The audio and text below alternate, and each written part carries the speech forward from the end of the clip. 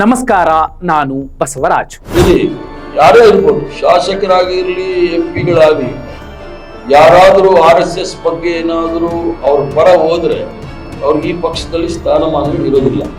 ಯಾರ್ಯಾರಿಗೆ ಅಧಿಕಾರ ಬೇಕು, ಸ್ಥಾನಮಾನ ಬೇಕು, ಅವರೆಲ್ಲ DK ಶಿವಕುಮಾರ್ ಅವ್ರ ಜೊತೆಗೆ ಹೋಗಿ ಯಾರು ಕಾಂಗ್ರೆಸ್ ಪಕ್ಷವನ್ನ ಸದೃಢವಾಗಿ ಬೆಳೆಸಬೇಕು, ಸೋನಿಯಾ ಗಾಂಧಿ ಅವರ ಕೈ ಬಲಪಡಿಸಬೇಕು, ಖರ್ಗೆ ಅವರ ಕೈ ಬಲಪಡಿಸಬೇಕು, ಅವರೆಲ್ಲರೂ ಸಹ ನನ್ನ ಜೊತೆ ಬನ್ನಿ. ಅದನ್ನ ಜನತಾದಳ ಸರ್ಕಾರದಲ್ಲಿದ್ದಾಗಲೇ ಆ ಒಂದು ಪ್ರಾಜೆಕ್ಟ್ಗೆ ಅಸೆಂಬ್ಲಿ ತೋರಿಸಿದ್ರು. ಅದನ್ನ ಇವರು ಮುಂದುವರಿಸಿದ್ದಾರೆ. ರೈತರು ಬೇಡ ಅಂದ್ರೆ ನಾವು ಮಾಡಕ್ ಹೋಗೋದಿಲ್ಲ.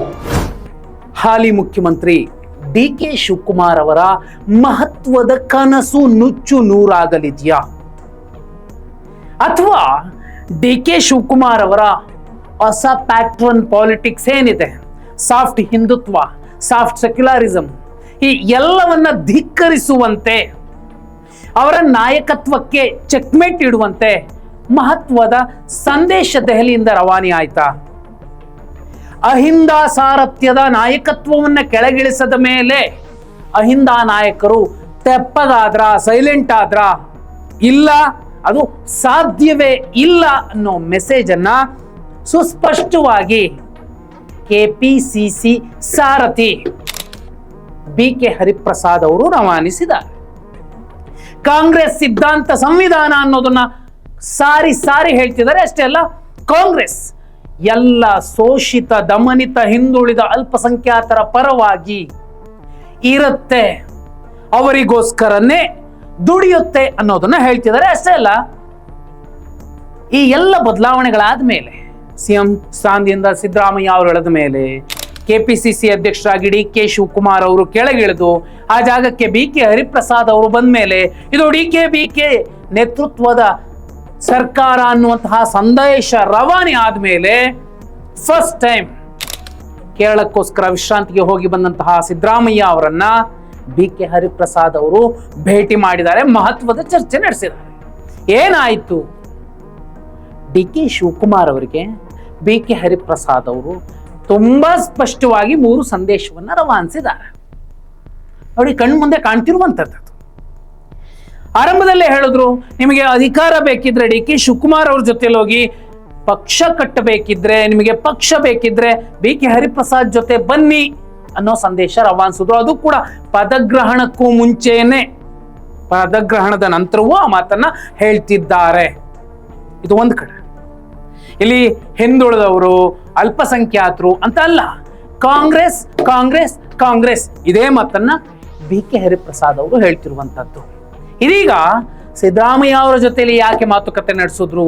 ಯಾಕಂದ್ರೆ ಈ ಹಿಂದೆ ಇದೇ BK ಹರಿಪ್ರಸಾದ್ ಅವರು ಸಿದ್ದರಾಮಯ್ಯ ಅವರು ಮುಖ್ಯಮಂತ್ರಿ ಆಗಿದ್ದಾಗ ಅವರ ಜೊತೆ ಮಹತ್ವದ ಮಾತುಕತೆ ನಡೆಸಿ ಬಂದ ಮೇಲೆ ಈ ಭೇಟಿ, ಈ ನಾಯಕರ ಭೇಟಿ ಬಹುದೊಡ್ಡ ಚರ್ಚೆಗೆ ಕಾರಣವಾಗಿತ್ತು.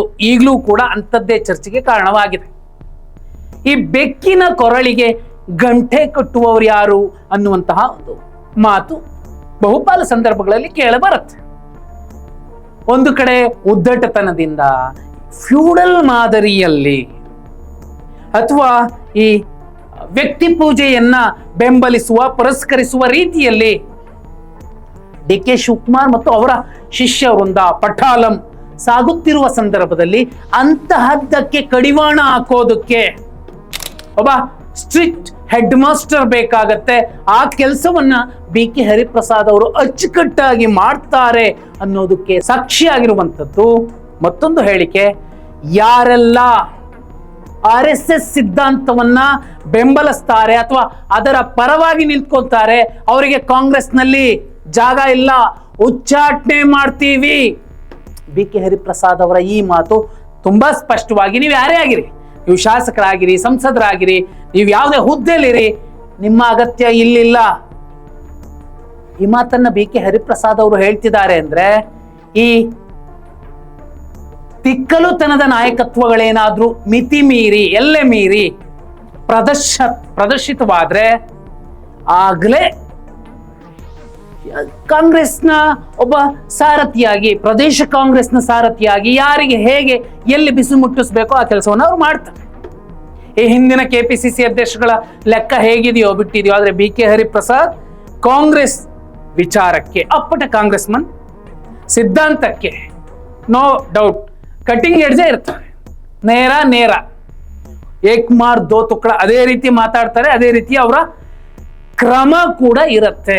ಆ ಕಾರಣಕ್ಕೋಸ್ಕರನೇ RSS ಅನ್ನ ಯಾರೇ ಬೆಂಬಲಿಸಿದ್ರು ಅವರಿಗೆ ಇಲ್ಲಿ ಜಾಗ ಇಲ್ಲ ಅನ್ನೋ ಮಾತಿದೆಯಲ್ಲ. ಇನ್ನು ಮುಂದೆ ನಾವು ಸಾಫ್ಟ್ ಹಿಂದುತ್ವದಲ್ಲಿ, ಸಾಫ್ಟ್ ಸೆಕ್ಯುಲರಿಸಮ್ ಅಲ್ಲಿ ಏನೇನೋ ಮಾಡ್ತೀವಿ, ನಾವು ಆಡಿದ್ದೆ ಆಟ ಹೂಡಿದ್ದೆ ಲಗ್ಗೆ, ಅದಾಗೋದಿಲ್ಲ. ಇನ್ನು ಮೂರನೇ ವಿಚಾರ ಬಿಡದಿಯ ವಿಚಾರ. JDS ಕಾಲದಲ್ಲಿ ಏನೋ ಈ ಪ್ಲಾನ್ ಆಗಿತ್ತು, ಅದನ್ನ ಇವರು ಮುಂದುವರಿಸ್ತಿದ್ದಾರೆ. ಒಂದು ವೇಳೆ ರೈತರು ಬೇಡ ಅಂದ್ರೆ ನಾವು ಮಾಡಲ್ಲ. ಉಪಮುಖ್ಯಮಂತ್ರಿ ಡಾಕ್ಟರ್ G. ಪರಮೇಶ್ವರ್ ಅವರು ಕೂಡ ಇದೇ ಮಾತನ್ನು ಹೇಳ್ತಿದ್ದಾರೆ, ರೈತರನ್ನ ಒಕ್ಕಲ ಎಬ್ಬಿಸೋ ಪ್ರಯತ್ನ ನಾವು ಮಾಡೋದಿಲ್ಲ. ಎಂ ಲಕ್ಷ್ಮಣ್ ಕಾಂಗ್ರೆಸ್ನ ವಕ್ತಾರ ಇತ್ತೀಚೆಗೆ ಮಾತಾಡಿದ್ದು ವೈರಲ್ ಆಗಿತ್ತು ಕೂಡ ಆಡಿಯೋ. ರಾಹುಲ್ ಗಾಂಧಿ ಅವರಿಗೆ ಎಲ್ಲ ರಿಪೋರ್ಟ್ ಹೋಗಿದೆ. ಬಿಡದಿಯ ರೈತರ ಆಕ್ರೋಶ ಆ ಯೋಜನೆಯನ್ನ ಮುಗಿಸುತ್ತೆ. ಆ ಯೋಜನೆ ಕಾರ್ಯರೂಪಕ್ಕೆ ಬರೋದಿಲ್ಲ. ಬಿಡದಿ ಟೌನ್ಶಿಪ್ ಯೋಜನೆ ಏನಿದೆ. ಇನ್ನೊಂದು ಕಡೆ ಕೇಂದ್ರ ಸಚಿವ ಮಾಜಿ ಮುಖ್ಯಮಂತ್ರಿ ಕುಮಾರಸ್ವಾಮಿ ಅವರು ಸವಾಲು ಎಸೆದಿದ್ದಾರೆ, ಬನ್ನಿ. ಆದ್ರೆ ಮುಖ್ಯಮಂತ್ರಿಗಳು ಆ ರೈತರ ಆಕ್ರೋಶಿತರ ಮಧ್ಯೆ ಕೂತು ಕುಮಾರಸ್ವಾಮಿ ಅವರ ಪಂಥಾಹ್ವಾನವನ್ನು ಸ್ವೀಕರಿಸಿ ಅಲ್ಲಿ ಚರ್ಚೆ ಮಾಡುವಂತಹ ಧೈರ್ಯ ಸಾಹಸವನ್ನ ಪ್ರದರ್ಶನ ಮಾಡ್ತಾರ.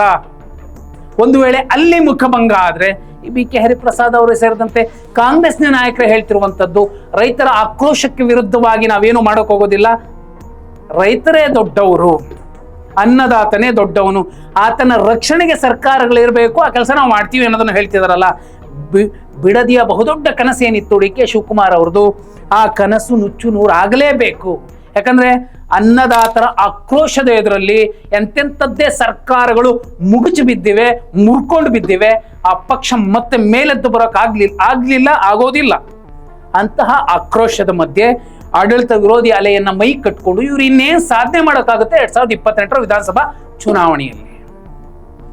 ಈ ಎಲ್ಲದರ ಮಧ್ಯೆ BK ಹರಿಪ್ರಸಾದ್ ಮತ್ತು ಸಿದ್ದರಾಮಯ್ಯ ಅವರ ಈ ಭೇಟಿ ಇದೆಯಲ್ಲ, ಇದು ಬೆಕ್ಕಿನ ಕೊರಳಿಗೆ ಗಂಟೆ ಕಟ್ಟುವ ಜೊತೆಯಲ್ಲಿ ಬಾಲ ಬೆಳೆದರೆ ಆ ಬಾಲವನ್ನ ಹೇಗೆ ಎಲ್ಲಿ ಹೇಗೆ ಕಟ್ ಮಾಡಬೇಕು, ಅದು ಅಹಿಂದ ನಾಯಕತ್ವದ ಅಡಿಯಲ್ಲಿ ಮತ್ತೆ 2028ಕ್ಕೆ ಕಾಂಗ್ರೆಸ್ ಅನ್ನ ಅಧಿಕಾರಕ್ಕೆ ತರೋದಕ್ಕೆ ಎಲ್ಲರನ್ನ ಅಚ್ಚುಕಟ್ಟಾಗಿ ಕಾಂಗ್ರೆಸ್ ಪಕ್ಷದೊಳಗಿನ ಸಿದ್ಧಾಂತದ ವ್ಯಾಪ್ತಿಯಲ್ಲಿ ಬಳಸ್ಕೊಳ್ಳೋದು, ಅವರ ಮೂಲಕ ಅವರ ನಾಯಕತ್ವವನ್ನ ಮುಂದುವರಿಸುವ ರೀತಿಯಲ್ಲಿ ಎಲ್ಲರ ಮಾರ್ಗದರ್ಶನವನ್ನ, ಎಲ್ಲರ ಸಲಹೆಯನ್ನ, ಎಲ್ಲರ ಸಹಕಾರವನ್ನ ಪಡ್ಕೊಂಡು ಸಾಗೋದಿದೆಯಲ್ಲ. BK ಹರಿಪ್ರಸಾದ್ ಅವರು ಒಬ್ಬ KPCC ಅಧ್ಯಕ್ಷರಾಗಿ ಅದರಲ್ಲಿ ಅತಿ ಹೆಚ್ಚು ಮಾರ್ಕ್ಸ್ ಪಡ್ಕೊಂಡ್ರೆ, ಮುಖ್ಯಮಂತ್ರಿಯಾಗಿ DK ಶಿವಕುಮಾರ್ ಅವರು ಪಾಸ್ ಮಾರ್ಕ್ಸ್ ಕೂಡ ಪಡ್ಕೋತಿಲ್ಲ. ಆಪಲ್ ಕಚ್ಚಿ ಜನರತ್ತ ಎಸಿತಾರೆ ಅನ್ನೋ ಒಬ್ಬ ನಾಯಕ, ಇಲ್ಲ ನಾನು ಎಲ್ಲರನ್ನ ಭೇಟಿ ಮಾಡ್ತೀನಿ, ಎಲ್ಲರ ಸಲಹೆ ಸಹಕಾರಗಳನ್ನ ಪಡ್ಕೊಳ್ತೀನಿ ಅನ್ನುವಂತಹ ಮತ್ತೊಬ್ಬ ನಾಯಕ ಯಾರು ನಿಜವಾದ ನಾಯಕ? ಇಲ್ಲಿ DKನೋ BKನೋ ಅಂದ್ರೆ ಅಲ್ಲಿ ಪಕ್ಕಾ ಗೊತ್ತಾಗುತ್ತೆ ಯಾರು ಸರಿಯಾದ ನಾಯಕ ಅನ್ನೋದು. ಹಾಗಿದ್ರೆ ಈ ಸಿದ್ದರಾಮಯ್ಯ ಮತ್ತು BK ಹರಿಪ್ರಸಾದ್ ಭೇಟಿ, ಈ ಮುಂದೆ 20 ಜನರ ಆಯ್ಕೆ ಏನಾಗಬೇಕಿದೆ, ಸಚಿವ ಸಂಪುಟ ಪುನರ್ರಚನೆ ಸೇರ್ಪಡೆ ಮಾಡ್ಕೋಬೇಕಿದೆ ಇನ್ನು 20 ಜನರನ್ನ.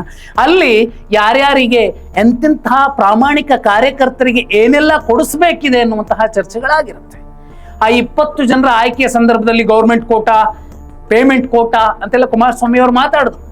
ಅಂಥದ್ದೇ ಕಾರ್ಯರೂಪಕ್ಕೆ ಪ್ಲಾನ್ ಬಂದು ಬಿಟ್ರೆ ಅದನ್ನ ಫಸ್ಟ್ ವಿರೋಧಿಸೋದು, ಧಿಕ್ಕರಿಸೋದು, ಬಹಿರಂಗವಾಗಿ ಹೇಳಿಕೆಗಳನ್ನ ಕೊಡೋ ಮೂಲಕ ಕಾಂಗ್ರೆಸ್ನ ಸಂವಿಧಾನ ಏನಿದೆ ಅದನ್ನ ಧಿಕ್ಕರಿಸುವವರಿಗೆ ಪೆಟ್ಟು ಕೊಡುವಂತಹ ಕೆಲಸವನ್ನ BK ಹರಿಪ್ರಸಾದ್ ಮಾಡೇ ಮಾಡ್ತಾರೆ. ಈ ಮೂಲಕ ಅಹಿಂದ ನಾಯಕತ್ವನೇ ಈ ಸರ್ಕಾರವನ್ನ ಸಂಭಾಳಿಸ್ತಿದೆ ಅನ್ನೋ ಖಡಕ್ ಮೆಸೇಜ್ ಅನ್ನ BK ಹರಿಪ್ರಸಾದ್ ಅವರು ಕೊಡ್ತಿರುವಂತದ್ದು. ಹಾಗಿದ್ರೆ ಆಪಲ್ ಕಚ್ಚಿ ಎಂಜಲಿನ ಆಪಲ್ ಎಸೆಯುವಂತಹ ನಾಯಕ ಒಂದು ಕಡೆ, ಇಲ್ಲ ಎಲ್ಲರನ್ನ ಒಟ್ಟಿಗೆ ಕರ್ಕೊಂಡು ಹೋಗ್ಬೇಕು ಅನ್ನೋ ಸಲಹೆ ಸಹಕಾರ ಮಾರ್ಗದರ್ಶನಗಳ ಜೊತೆಯಲ್ಲಿ ಸಾಕ್ತಿರುವಂತಹ ಒಬ್ಬ ಹಿಂದುಳಿದ ಸಮಾಜದ ನಾಯಕ. ಈ ಇಬ್ಬರಲ್ಲಿ ಯಾರು ನಿಜಕ್ಕೂ ಕಾಂಗ್ರೆಸ್ಗೆ ಬೇಕಿರುವಂತಹ ನಾಯಕ? ಕಮೆಂಟ್